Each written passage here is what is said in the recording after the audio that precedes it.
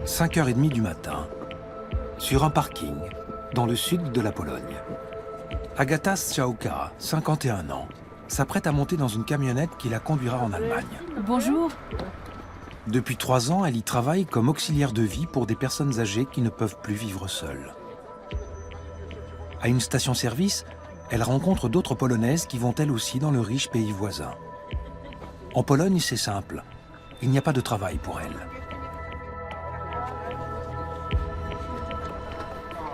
Je n'avais plus d'argent et je ne savais pas ce que j'allais pouvoir faire.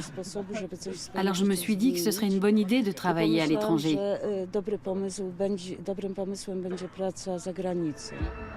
Ce matin, plusieurs minibus vont emmener Agata et une vingtaine d'autres auxiliaires de vie chez leurs familles allemandes. Pendant 2 à 3 mois, elles vont s'occuper de retraités dépendants et habiter chez eux. Avec la liberté de circulation au sein de l'Union européenne, un nouveau marché a vu le jour et beaucoup en profitent.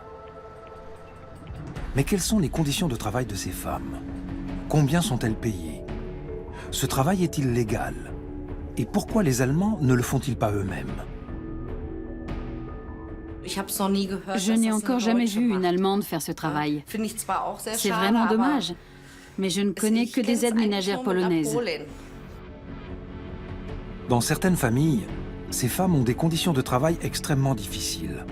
Il n'y a ni contrôle, ni réglementation claire. Il arrive que le domicile privé devienne un lieu d'exploitation. Certaines femmes d'Europe de l'Est ont la vie dure dans notre pays. Elles sont vraiment exploitées jusqu'à la moelle et extrêmement maltraitées. A-t-on le droit de faire venir des personnes de l'étranger pour résoudre nos problèmes, quitte à en créer d'autres dans leur pays? Ces questions se posent partout où des pays riches jouxtent des pays pauvres.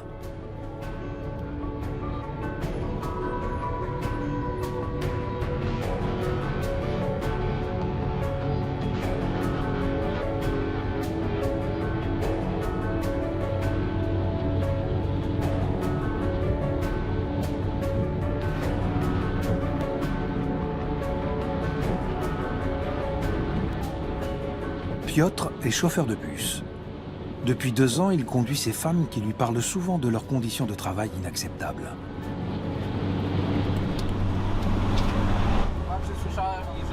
Une femme m'a raconté qu'elle était enfermée à la cave. Elle n'avait même pas de papier. Elle était venue pour travailler au noir et au final, elle n'avait personne qui pouvait lui venir en aide. Mais Piotr a aussi des échos positifs. Pour en venir au bon côté des choses, les femmes disent parfois que c'est super, qu'elles n'ont pas trop de travail. Je pense que c'est très variable, tout dépend de la famille chez qui on tombe. Des minibus polonais, en route vers le riche pays voisin.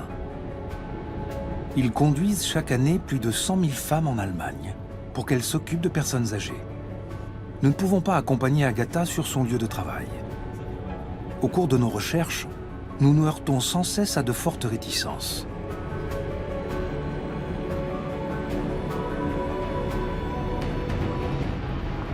Paderborn, en Rhénanie du Nord-Westphalie. Voici la maison des Blome, l'une des rares familles chez qui nous pouvons filmer. Alicja Dżokowska, une Polonaise de 57 ans, vit dans une petite chambre sous les combles. La salle de bain se trouve à côté. Cela fait 6 ans qu'Alicja travaille comme auxiliaire de vie en Allemagne. Elle est la maman de 4 enfants et la grand-mère de 7 petits-enfants. Depuis avril de l'an dernier, elle s'occupe d'Adélaïde Blome, âgée de 74 ans et atteinte de démence sévère. La vieille femme ne se déplace plus qu'en fauteuil roulant et ne peut plus se passer d'aide extérieure. Hallo, Omi, guten Morgen. Hallo, Omi. Hallo. Alicja n'a pas vraiment choisi de venir en Allemagne. Cuisinière de métier, elle était au chômage depuis 5 ans. Il n'y a pas de travail en Pologne, surtout pour les gens de mon âge. C'est très dur. Alicja s'occupe toute la journée de la retraitée. Comme beaucoup de femmes d'Europe de l'Est, elle est officiellement aide ménagère. pas auxiliaire de vie. Elle se lève à 6 heures pour faire la toilette d'Adélaïde et changer ses couches. En Pologne, elle a beaucoup aidé son père après un AVC. Elle ne peut aller voir sa famille que tous les 2-3 mois.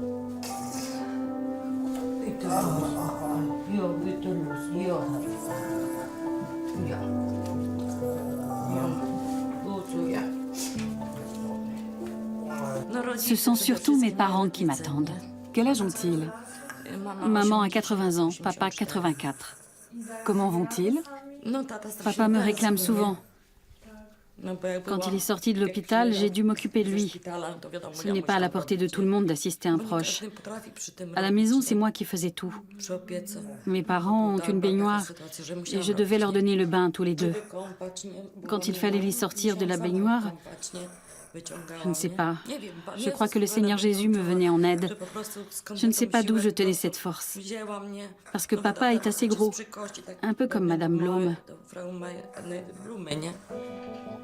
Ses parents habitent 800 km plus loin, à Szczecinek, dans le nord-ouest de la Pologne. Ici, à Paderborn, son travail est très dur physiquement. Par exemple, elle doit tourner délicatement Adélaïde dans son lit pour l'installer sur son fauteuil roulant. Oui, c'est un peu dur. Il faut soulever la personne des deux côtés. Mais ce n'est pas évident. D'autres femmes n'ont pas des patients aussi difficiles. Donc leur travail est plus simple. Mais tout est une question d'habitude.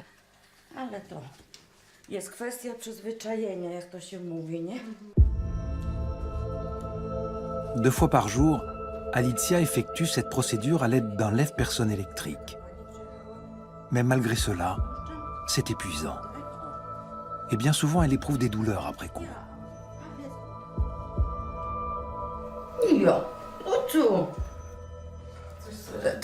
J'ai parfois mal ici, au niveau des côtes. Il faut la retourner de nombreuses fois. Enfin, j'ai toujours mal au dos. Mais je m'achète des emplâtres, ça soulage un peu. Les conditions de travail des auxiliaires de vie sont très variables. Il règne souvent un flou juridique, notamment en ce qui concerne l'assistance à domicile 24 heures sur 24. À l'Institut de recherche médico-sociale appliquée de Cologne, le professeur Michael Isfort analyse depuis des années l'évolution du marché des soins en Allemagne. Il prévoit une forte progression du secteur dans les prochaines années.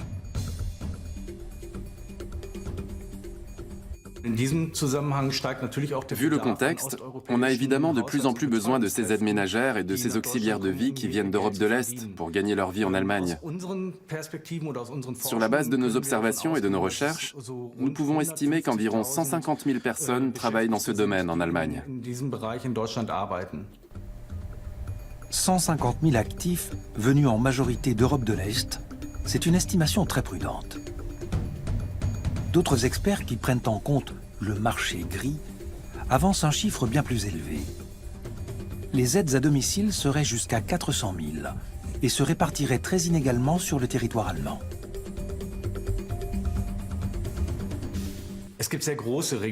Il existe de très grandes disparités régionales. Nous savons qu'il y a une forte concentration dans les Länder très peuplés. Par exemple ici, en Rhénanie du Nord-Westphalie, je pense qu'environ 20 000 familles ont une aide ménagère. Il y a aussi une forte concentration dans le Bade-Württemberg et en Bavière. Ce sont bien sûr les régions les plus riches. Là où le volume d'emploi est important et les salaires élevés, on trouve beaucoup d'aides à domicile. Par contre, il y en a moins dans les Länder de l'Est.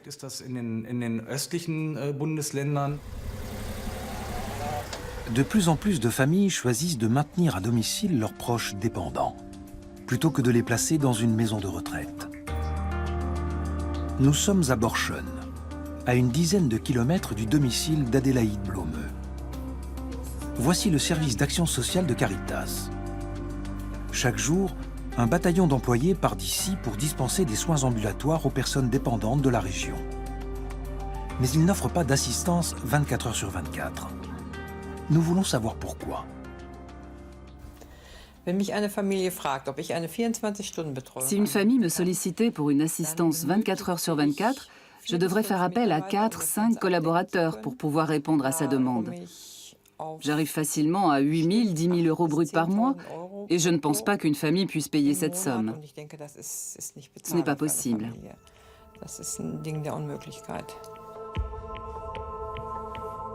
La main-d'œuvre allemande coûte bien trop cher pour une assistance 24 heures sur 24.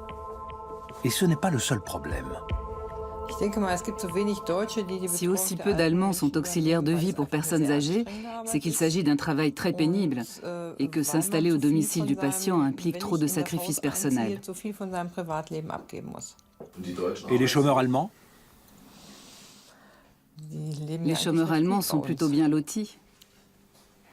Alors je ne sais pas s'ils sont prêts à abandonner cela pour s'installer dans une famille.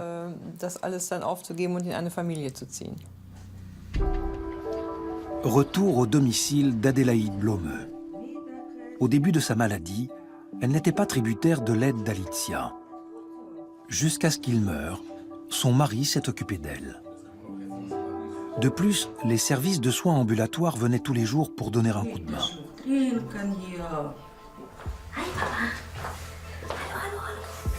Elke, 47 ans, est la fille unique d'Adélaïde.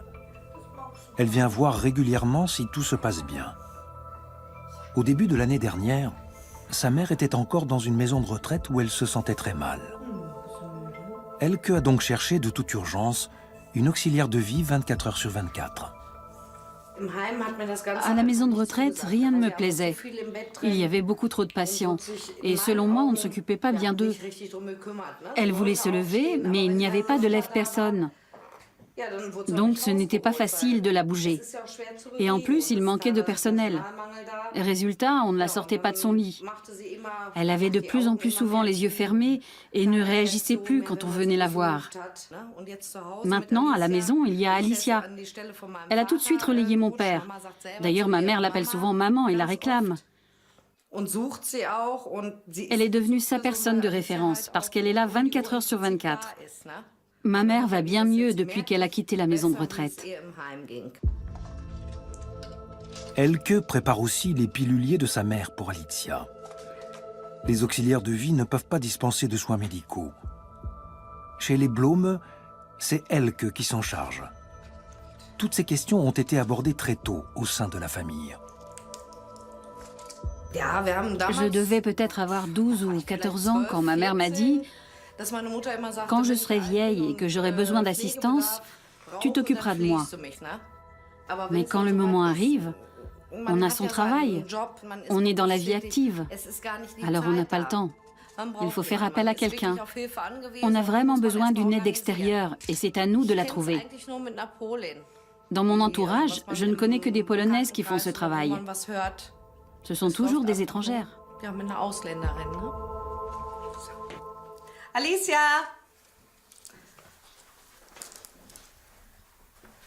Ich habe die Medikamente schon fertig. Ah, danke schön. Morgens und abends stellst du dir da wieder hin. Ne? Danke schön. Bitte Alles schön. gut.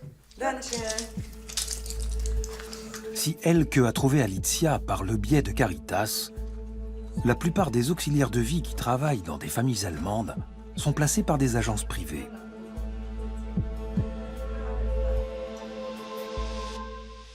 La plupart du temps, les particuliers recherchent ces agences sur Internet en tapant simplement « assistance 24 sur 24 ». Désormais, il existe outre-Rhin près de 300 agences qui se chargent de trouver officiellement et légalement des auxiliaires de vie d'Europe de l'Est pour des familles allemandes. L'entreprise Linara a été créée en 2009. Comme bien d'autres, elle fait de la publicité sur la toile avec des mots-clés tels que « soins 24 sur 24 » ou « assistance 24 sur 24 ». Berlin, siège de Linara. Rien qu'en 2016, l'agence a placé environ 2000 auxiliaires de vie dans des foyers allemands. En général, les clients s'informent d'abord par téléphone. Ils veulent connaître entre autres les coûts mensuels, qui dépendent de plusieurs facteurs. Erstmal von den Anforderungen bei Ihren Eltern auch zu Hause oder bei Ihrem Vater im Speziellen, denn auf die Deutschkenntnisse tatsächlich, was Sie sich am meisten wünschen.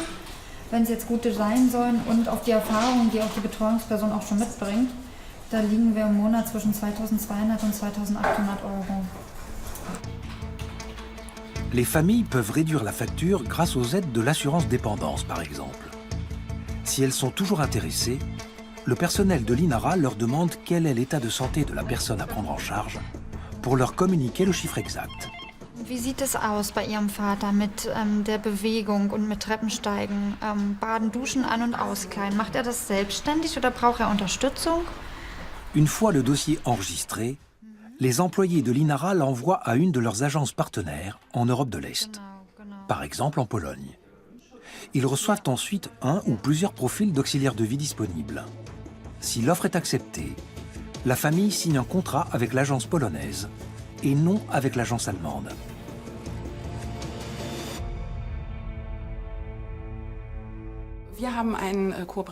Nous avons un accord de coopération avec nos entreprises partenaires en Europe de l'Est qui nous rétribuent pour nos activités d'intermédiaire. Nous n'avons pas de contrat direct avec les familles allemandes, mais nous sommes leur principal interlocuteur. Dès le premier contact et pendant toute la durée du contrat, nous traitons toutes les demandes en lien avec la prestation de services. Les familles signent donc un contrat non pas avec l'INARA, mais avec l'agence partenaire polonaise. Par exemple, une entreprise basée à Cracovie. L'agence de placement Aterima est un des leaders sur le marché des soins à domicile qui se développe constamment en raison de la demande allemande. Ici, on ne propose pas de personnel pour les hôpitaux et les maisons de retraite.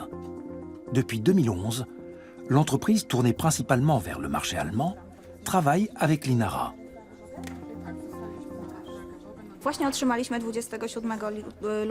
Le 27 février, nous avons reçu le dossier d'un client, c'est-à-dire d'une personne à prendre en charge. Et en ce moment, nous cherchons une auxiliaire de vie qui pourrait lui convenir.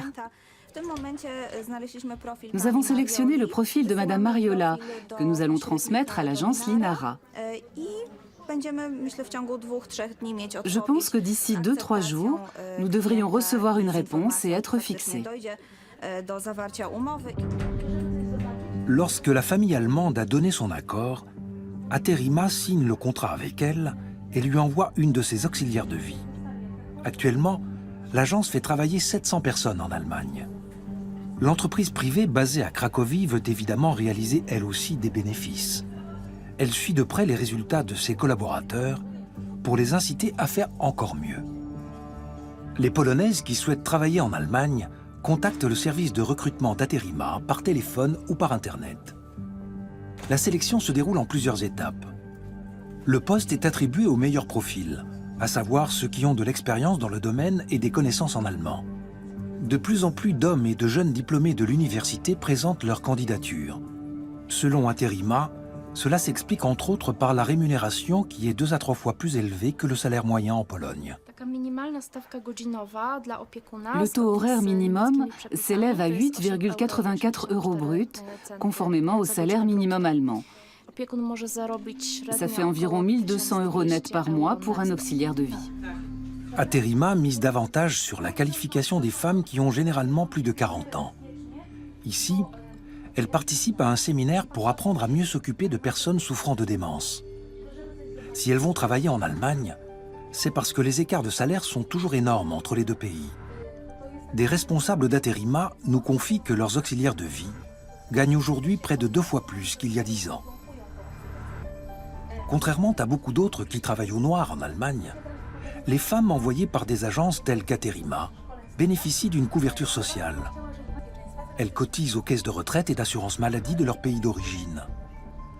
Aterima leur fait signer un contrat de mission ou de prestation de services spécifique. Ce n'est pas un contrat de travail normal. Elles ne sont pas employées par Aterima.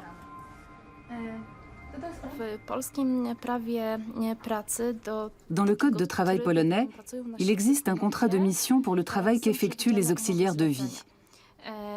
C'est une sorte de contrat de droit civil qui offre avant tout une grande flexibilité. De nombreuses agences d'Europe de l'Est, comme Aterima, ont recours au système de travailleurs détachés. Voilà comment cela fonctionne. une famille allemande contacte une agence en Allemagne. Celle-ci s'adresse à une entreprise partenaire en Europe de l'Est, par exemple en Pologne. Cette agence étrangère cherche une auxiliaire de vie et lui fait signer un contrat dans son pays d'origine, où les charges sociales seront payées. L'auxiliaire est ensuite placé par l'agence étrangère dans la famille allemande. Cette dernière transfère chaque mois une somme à l'agence étrangère. Après déduction des commissions pour les agences, le salaire net est versé à l'auxiliaire de vie.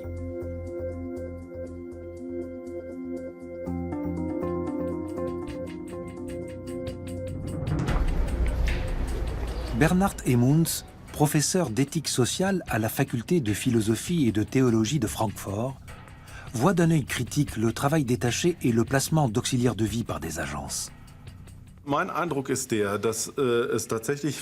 Je pense qu'il existe effectivement des agences de placement qui s'efforcent de bien travailler et de mettre en place des conditions de travail irréprochables sur le plan juridique. Mais c'est vraiment l'exception. Dans l'état actuel des choses, je suis toujours très critique à l'égard des agences de placement. Depuis 10 ans, Bernhard Emmons étudie de près le secteur des soins à domicile. Il reproche à de nombreuses agences d'exploiter leurs collaboratrices en ne les payant pas assez et en gardant trop d'argent pour elles.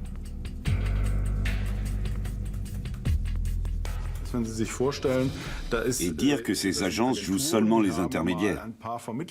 C'est une tâche qu'elles accomplissent une seule fois, et après elles empochent tous les mois environ 1 000 €. Les auxiliaires de vie d'Europe de l'Est ne touchent pas beaucoup plus, alors qu'elles ne s'arrêtent pour ainsi dire jamais. 24 heures sur 24, presque 7 jours sur 7, elles travaillent, donnent des soins, s'occupent de leurs patients, effectuent des tâches ménagères et doivent rester disponibles. C'est évidemment sans comparaison. Il s'agit là d'une exploitation scandaleuse. Selon lui, les trop longues journées de travail relèvent aussi de l'exploitation. Dans les contrats des auxiliaires de vie, la durée de travail hebdomadaire est fixée à 40 heures. Mais la réalité est bien souvent différente. Nous rencontrons Alicja David, une Polonaise de 61 ans. Depuis plus de 10 ans, elle est auxiliaire de vie en Allemagne et sait par expérience que dans le secteur, les femmes travaillent bien plus que la durée contractuelle. Ce serait merveilleux de travailler 40 heures par semaine et de dire ensuite « Merci, je m'arrête, fini le boulot ». Je n'ai jamais fait 40 heures. En général, on n'a pas de temps libre la journée, sauf peut-être 2 heures de pause à midi. Après le déjeuner, les patients sont un peu fatigués et vont se coucher. Mais ça ne veut pas dire que l'auxiliaire de vie peut partir. Elle doit être là tout le temps, parce qu'elle est responsable de son patient. Alicja est l'une des rares femmes à avoir essayé d'attaquer en justice une agence, entre autres pour dépassement de la durée de travail prévue dans le contrat. Jusqu'ici, sans succès.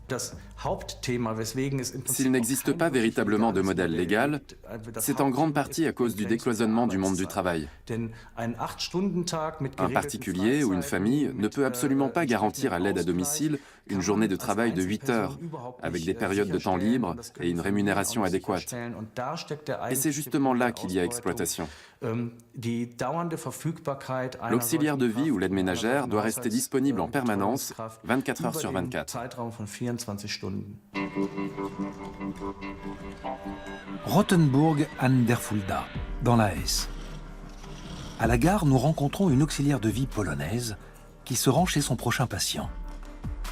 Zenona Szostek a 57 ans et travaille en Allemagne depuis 3 ans. Elle aussi a été placée par des agences. Et elle aussi a rencontré de nombreux problèmes, en particulier avec l'assurance maladie. Une agence de placement de Poznan m'a envoyée chez une femme souffrant de démence. Je n'avais pas de couverture sociale. Quand j'ai eu besoin de soins médicaux en raison de fortes douleurs aux mains et que je me suis adressée à l'entreprise, on m'a répondu qu'il ne fallait pas aller voir un médecin et que si je voulais le faire malgré tout, je devrais payer de ma poche.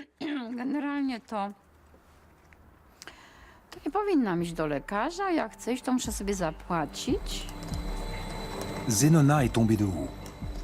Malgré son contrat avec l'agence, elle n'avait pas de couverture sociale. Elle s'est sentie trahie et livrée à elle-même.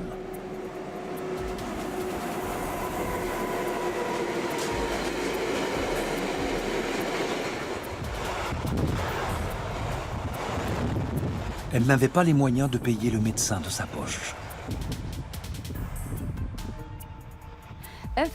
Finalement, l'agence de placement m'a obligée à retourner immédiatement en Pologne pour me faire soigner. Et mon contrat a été aussitôt résilié. Ça a été vraiment un choc pour moi, comme pour la famille allemande. Et ce n'est pas tout. L'agence n'a pas versé la moindre cotisation sociale. Et aujourd'hui encore, Zenona attend d'être rétribuée pour sa mission. Elle a changé d'agence. Berlin. À la Fédération des syndicats allemands aussi, on voit d'un œil critique les conditions de travail dans le secteur des soins à domicile et on connaît bien ces problèmes. Depuis 2011, il y a ici un bureau d'information destiné notamment aux ressortissants de l'Union européenne qui travaillent en Allemagne. Sylvia Tim conseille souvent des auxiliaires de vie polonaises. Rien que l'an dernier, elle en a aidé près de 400. Aujourd'hui, Marjena Jurgiewicz, une Polonaise de 40 ans, a fait spécialement le déplacement de Hambourg. Depuis environ 3 mois, elle s'occupe d'un couple de retraités. Tout se passe bien dans son travail. Mais elle n'a toujours pas reçu l'attestation de l'assurance maladie, alors qu'elle a déjà été malade 2 fois. Selon Sylvia, ce sont des situations récurrentes. Il arrive très souvent que les femmes nous contactent pour nous dire qu'elles sont malades et qu'elles ne savent pas quoi faire parce qu'elles ont des problèmes avec l'assurance maladie. Nous recevons aussi des appels de personnes qui sont déjà à l'hôpital et ne savent pas comment elles sont couvertes.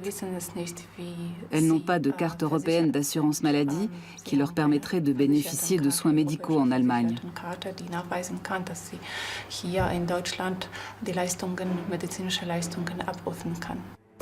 La plupart des Polonaises que Sylvia conseille sont venues en Allemagne par le biais d'agences de placement et n'ont pas de véritable contrat de travail. Elles ont un contrat de mission ou de prestation de service, ce qui est légal et courant en Pologne. Mais pour Sylvia, comme pour beaucoup de Polonais, il s'agit de contrats poubelles.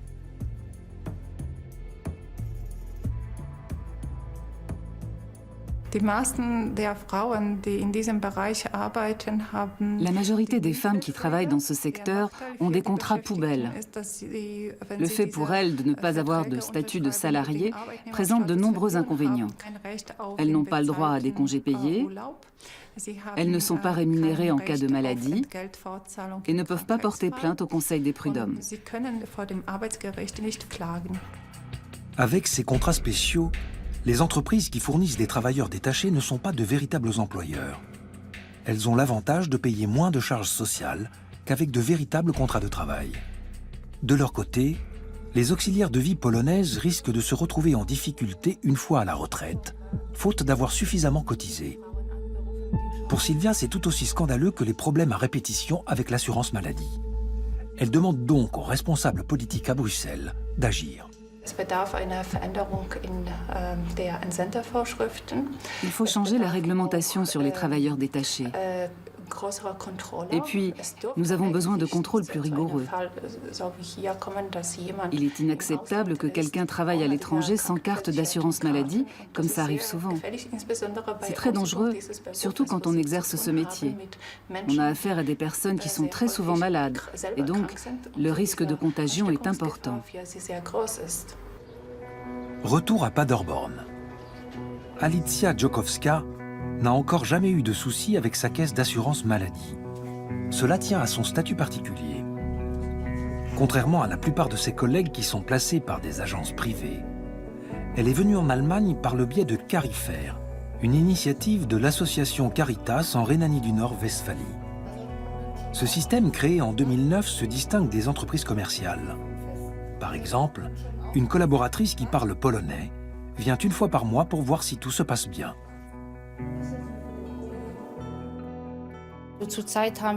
Actuellement, nous avons 36 familles dans le district de Paderborn. Et je pense que la tendance va s'accélérer. De plus en plus de gens ont besoin d'une assistance. À l'inverse de nombreuses auxiliaires de vie d'Europe de l'Est, Alicia est employée directement par la famille. Cela lui offre plusieurs avantages. Elle est rémunérée en cas de maladie, a droit à 36 jours de congés payés et cotise à la caisse de retraite. De plus, la durée de travail est fixée contractuellement. Deine Stunden hast du wie gehabt, 38,5 und das Bruttolohn beträgt jetzt 1651 €. Ja? Ja. Grâce à son CDI, Alicia est couverte par la caisse d'assurance maladie allemande. Beaucoup de ses collègues n'ont pas ce privilège. Par contre, elle n'est pas entièrement satisfaite de son salaire net. Après déduction de toutes les charges sociales, il ne me reste que 1017 € net. J'aimerais bien avoir un peu plus, mais malheureusement, on touche toutes la même chose, ni plus ni moins. Ce sont des décisions prises plus haut. Les Blome qui emploient Alicia s'en sortent bien. Il leur en coûte près de 2200 € par mois. En contrepartie, ils touchent chaque mois environ 900 € de l'assurance dépendance. Adélaïde Blome a en effet le niveau de dépendance le plus élevé.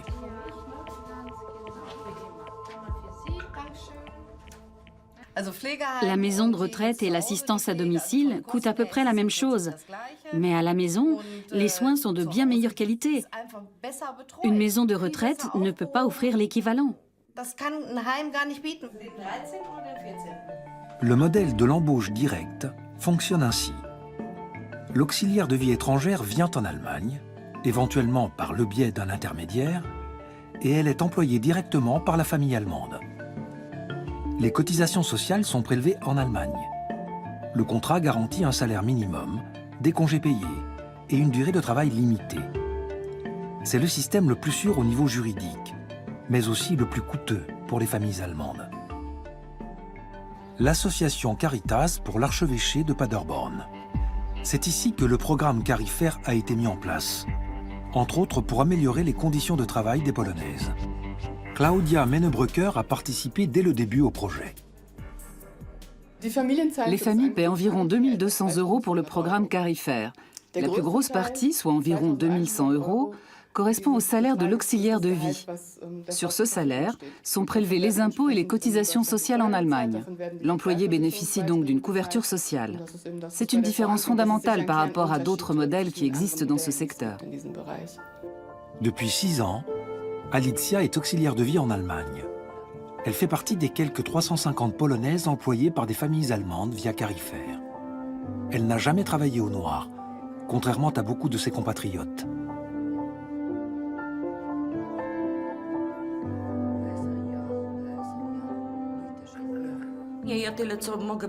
Parfois, quand je rentre chez moi en bus, des femmes me disent qu'elles travaillent au noir. Elles touchent entre 1400 et 1600 € par mois. Mais moi, je n'aimerais vraiment pas travailler au noir. On n'a rien, ni assurance maladie, ni retraite, parce qu'on ne cotise pas. Alors qu'ici, j'ai tout cela.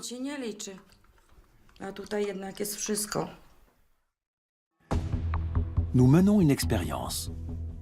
Sur Internet, nous passons une annonce en vue de trouver une assistance 24 heures sur 24 pour une octogénaire.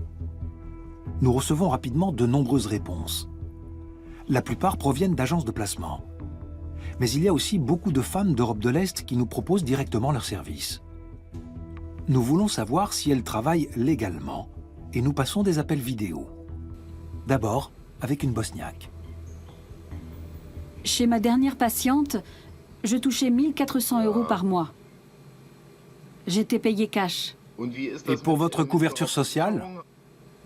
Je peux cotiser à l'assurance maladie, mais je me débrouille toute seule. Je travaille au noir. Ah oui. En Allemagne.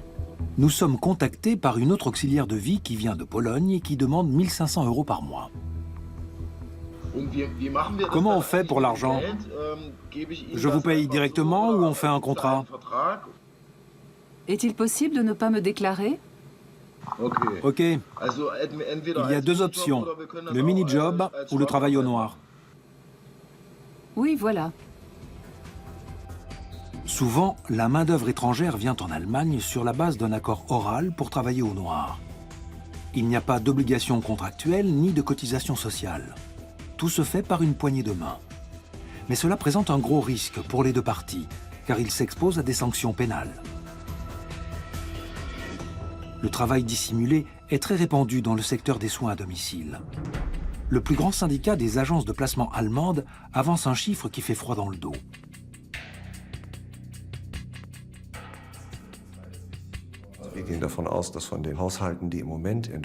Nous estimons que parmi les foyers allemands qui emploient des auxiliaires de vie, plus de 90% ne les déclarent pas.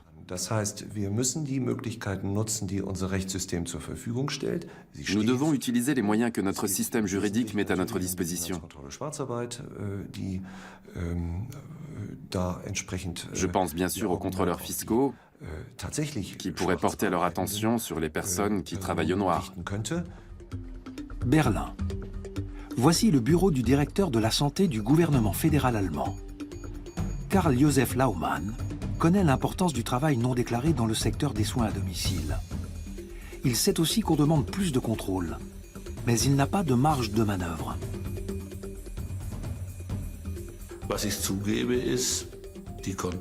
J'avoue qu'il est extrêmement difficile pour l'État de se charger lui-même des contrôles chez les particuliers. Ça s'explique tout simplement par le fait que le domicile privé bénéficie d'une grande protection. Et à juste titre, je trouve. Tous ceux qui demandent à l'État d'intervenir davantage doivent savoir qu'il ne peut pas passer outre le droit à la protection du domicile privé. Le domicile et la sphère privée sont particulièrement protégés par la loi allemande. Les autorités ne peuvent donc pas contrôler un foyer comme bon leur semble. Il leur faut pour cela un mandat de perquisition. Il y a des plaintes émanant du voisinage qui sont tout naturellement traitées par les douanes. Je ne peux pas accepter que l'État tolère en toute connaissance de cause le travail au noir. Nous nous efforçons de faire respecter la loi avec les moyens dont nous disposons. Dans ce village de Bavière, une famille est dans le viseur de la justice pour travail dissimulé. Elle voulait juste trouver au plus vite une aide pour le grand-père âgé de 91 ans. Maria vient voir régulièrement son grand-père. Cet ancien agriculteur souffre de démence. Entre 2014 et 2016, 10 Roumaines et une Serbe se sont occupées de lui. Tout avait été placé par un intermédiaire privé qui fait actuellement l'objet d'une procédure pénale. Mais la famille aussi craint des poursuites judiciaires et se sent injustement mise en cause du fait d'une réglementation opaque. On n'a jamais voulu faire travailler des gens au noir. Ça n'a jamais été notre intention. Au contraire, on a cherché à savoir comment rester dans le cadre de la légalité. Mais il est extrêmement difficile d'obtenir des renseignements à ce sujet. On ne peut pas se fier aux informations qu'on nous donne parce qu'elles sont contradictoires et varient d'une personne à l'autre. C'est une situation très difficile parce qu'à ce moment-là, on est dans l'urgence et qu'il faut agir. Il n'y a pas d'autre possibilité. Un contrat a été signé avec l'intermédiaire. Il stipulait que la famille devait verser 1 000 € par mois aux auxiliaires de vie, en espèces.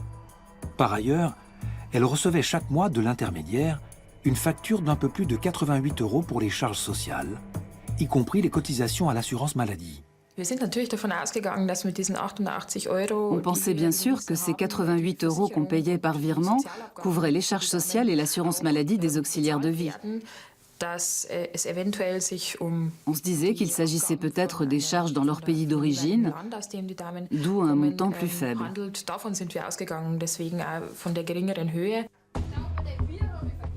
La famille a appris l'été dernier que ce n'était pas le cas. La caisse de retraite lui a adressé un courrier pour l'informer d'un contrôle qui est toujours en cours. Personne ne sait encore quelles en seront les conséquences. Des sanctions pénales ne sont pas exclues.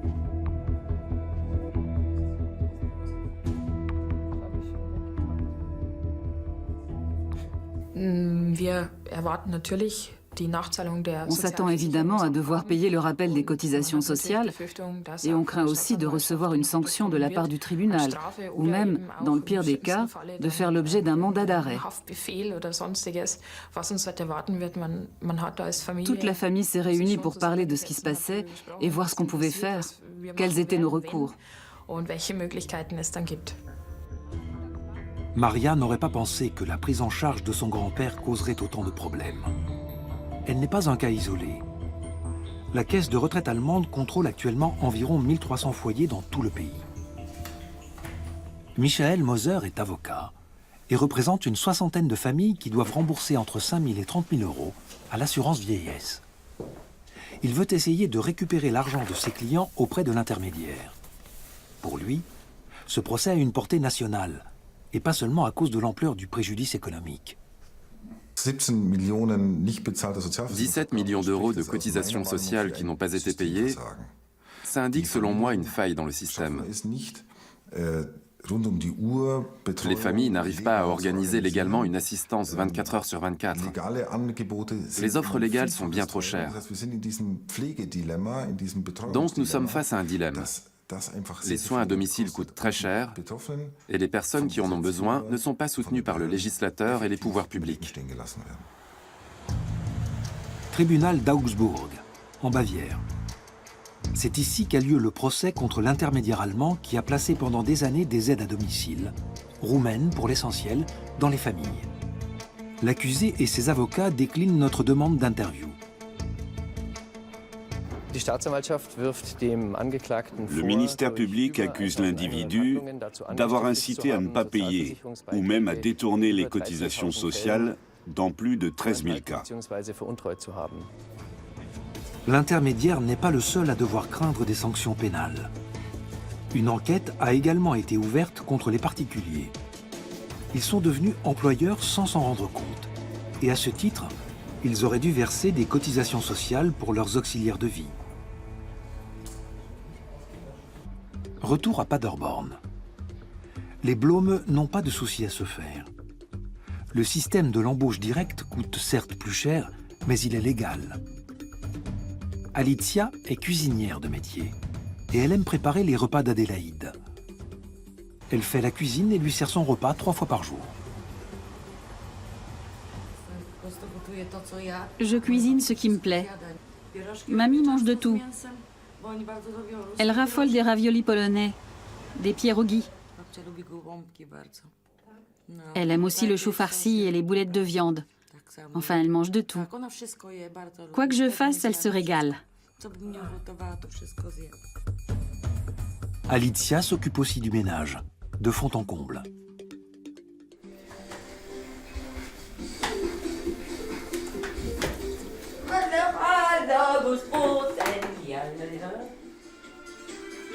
C'est un travail qu'Alicia aime faire. En Pologne, elle a longtemps été femme de ménage, d'abord dans un hôpital, puis dans une école maternelle.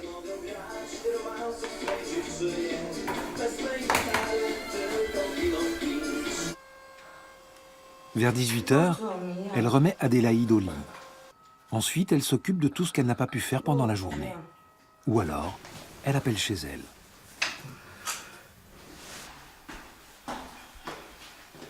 Vers 21 h, elle monte dans sa chambre.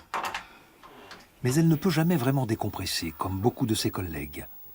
Même la nuit, elle doit rester sur le qui-vive, au cas où Adélaïde aurait besoin d'aide au rez-de-chaussée. Il y a le babyphone ici. Le voyant rouge s'allume quand elle tousse, par exemple, ou qu'elle régurgite. Il faut alors que je descende. Cette activité fait partie du temps de garde, qui est comptabilisé en Allemagne comme temps de travail et doit être payé. Or, le contrat d'Alicia ne prévoit que 38,5 heures de travail par semaine. La durée maximale autorisée pour les employés est de 48 heures. Les longues heures de garde peuvent donc être un problème. Le temps de travail est toujours un sujet épineux.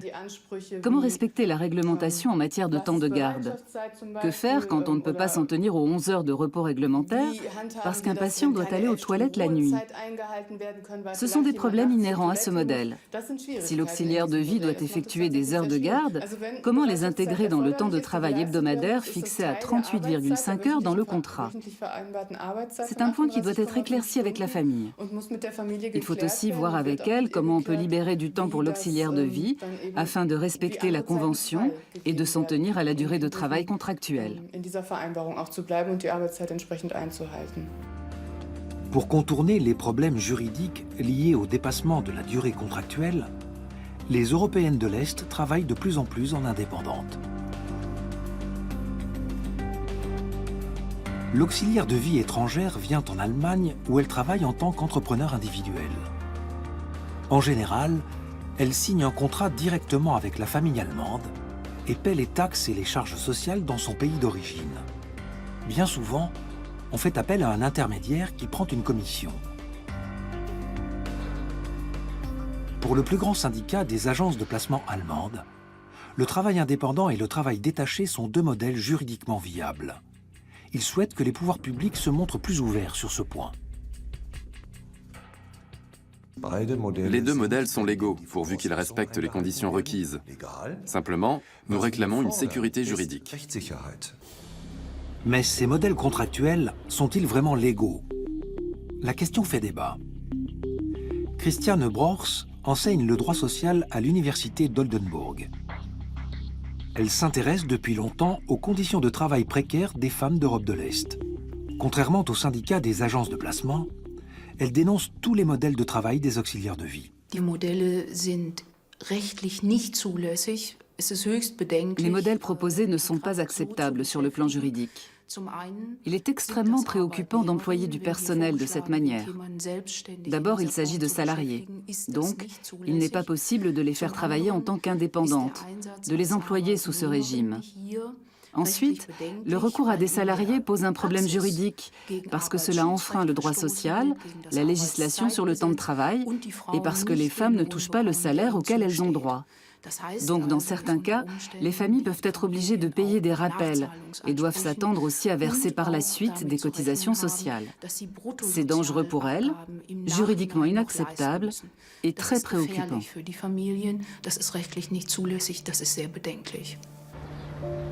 Si ces questions litigieuses ne sont presque jamais traitées dans les tribunaux allemands, c'est avant tout parce que les Européennes de l'Est ne portent pas plainte. Elles ont peur de ne jamais retrouver un travail dans le secteur. Travail qui leur permet de gagner bien plus que dans leur pays. Alicia, elle, n'a aucune raison de porter plainte. 3 fois par semaine, elle a une journée de libre car Adélaïde va à l'hôpital de jour. Alicia se sent bien à Paderborn. Je dirais que je suis contente. Mamie est calme. La famille est très sympa. On peut tomber sur une famille moins bien.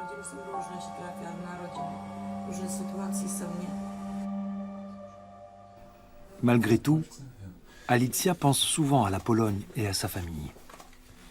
La dernière fois qu'elle est retournée chez elle, c'était il y a 2 mois, pour Noël.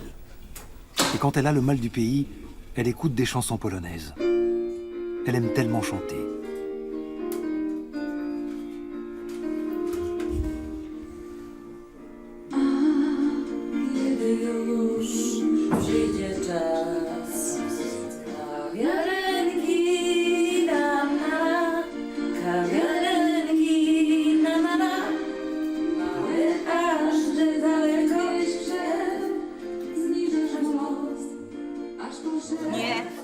Elle téléphone presque tous les jours à ses parents, qu'elle aide financièrement. Aujourd'hui, elle prend le temps de les appeler par Skype. Papa se plaint qu'il n'y ait plus personne qui chante. Ah, il pleure parce que sa fille n'est plus là pour chanter. Il pleure. Oui, il dit que quand tu es là, la maison est gaie et que sans toi, il serait déjà dans sa tombe. Alicia est très touchée. Ses parents ont aussi besoin d'elle. Surtout son père qui ne s'est toujours pas complètement remis de son AVC. Mon père pleure quand je ne suis pas là parce que je lui chante toujours des chansons. Je lui achète des CD pour qu'il soit moins triste. Je lui dis d'apprendre les paroles pour qu'on puisse chanter ensemble la prochaine fois que je reviendrai. Les responsables en Allemagne savent que beaucoup de femmes d'Europe de l'Est laissent souvent un vide chez elles. C'est une question cruciale que nous nous sommes posée dès le début chez Caritas. A-t-on le droit de faire venir des personnes de l'étranger pour résoudre nos problèmes, quitte à en créer d'autres dans leur pays? C'est une question délicate. Notre réponse est la suivante. Avec ou sans nous, elles viennent de toute façon. Elles viennent. Alors nous essayons d'améliorer leurs conditions de travail, même quand elles ne passent pas par nous. Le but est d'apporter une certaine sécurité aux hommes et aux femmes qui travaillent en Allemagne, ainsi qu'aux familles et aux personnes dépendantes qui sont prises en charge. Contrat sujet à caution, travail au noir, conditions de travail parfois inacceptables. Plusieurs propositions sont sur la table pour régler les problèmes. Mais tant que les écarts de salaire resteront importants au sein de l'Union européenne, il n'y aura guère de solution. Et beaucoup de femmes d'Europe de l'Est elles-mêmes redoutent le moindre changement qui pourrait leur faire perdre leur emploi. Je n'envisage pas le problème sous l'angle de la légalité. Je cherche plutôt à voir ce qui est possible en pratique. Je pense qu'on ne peut pas faire autrement. Si on réclamait une rémunération correspondant à nos journées de travail de 24 heures, plus aucun Allemand ne pourrait nous employer. C'est ainsi que les Européennes de l'Est continuent à se rendre en Allemagne pour s'occuper de personnes âgées dépendantes. L'armée des soignantes low cost est toujours en marche.